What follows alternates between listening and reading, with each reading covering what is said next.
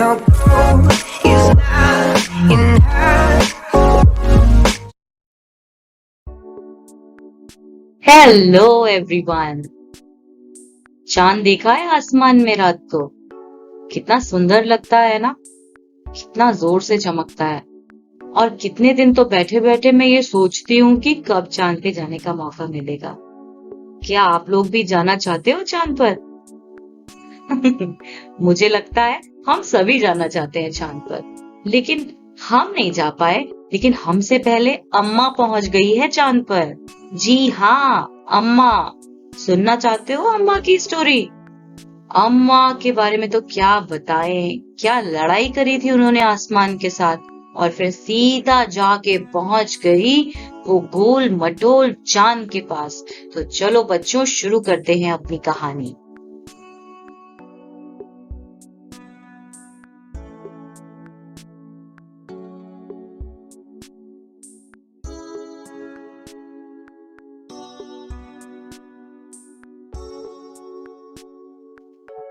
बहुत पहले, बहुत समय पहले की बात है।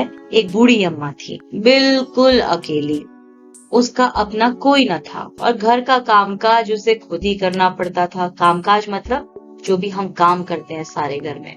तो सुबह उठकर कुएं से पानी लाना, खाना बनाना। उसके साथ एक परेशानी थी।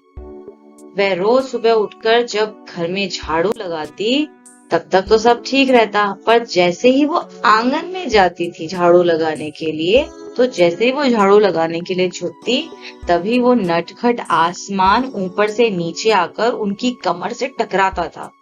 तो अम्मा उसे घूर कर देखती तो वो थोड़ा दूर हट जाता, लेकिन वह फिर जैसे दोबारा झुकती झाड़ू लगाने के लिए, आसमान फिर अपनी हरकत दोहराता। तो एक दिन, 2 दिन, 3 दिन लगातार यही क्रम चलता रहा। अम्मा झाड़ू लगाए और आसमान उसे तंग करे, बार बार उनकी कमर से वो टकराता जाए। तो एक दिन कुएं पर पानी भरने को अम्मा गई, तो अम्मा वहां किसी से लड़ने लगी और उनके साथ उनका झगड़ा हो गया।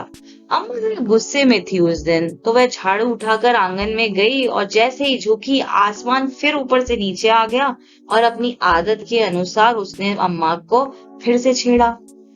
अब आदत के अनुसार मतलब, जैसे आपको मम्मा कहती है ज्यादा टीवी मत देखो मत देखो, लेकिन मम्मा ना दिखे तो आप फटाफट टीवी देखने बैठ जाते हो, क्योंकि ये आपकी आदत है और अब अपने आदत के अनुसार ही काम करते हो।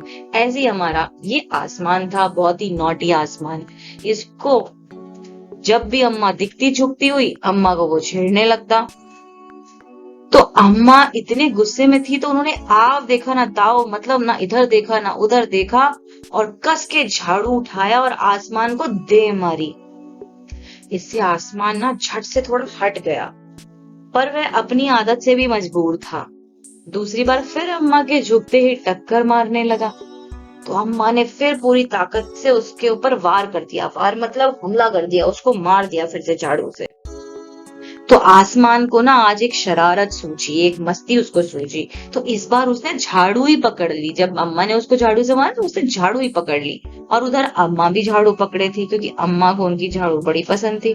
तो उन्होंने कहा मैं तो नहीं छोड़ूंगी, और आसमान ने कहा मैं भी नहीं छोड़ूंगा। तो उन दोनों के बीच में रस्सा कशी शुरू हो गई। रस्सा कशी मतलब वो भी खींच रहा है, ये भी खींच रही है। वो खींचता ही जा रहा है, ये भी खींचती जा रही है। कोई छोड़ने को तैयार नहीं था झाड़ू।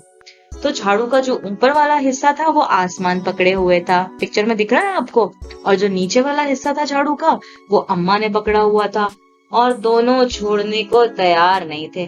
और अम्मा एकदम से चिल्लाई, छोड़ दे मेरा झाड़ू, मेरे पास बस यही एक झाड़ू है। तो तब भी आसमान ने नहीं छोड़ा।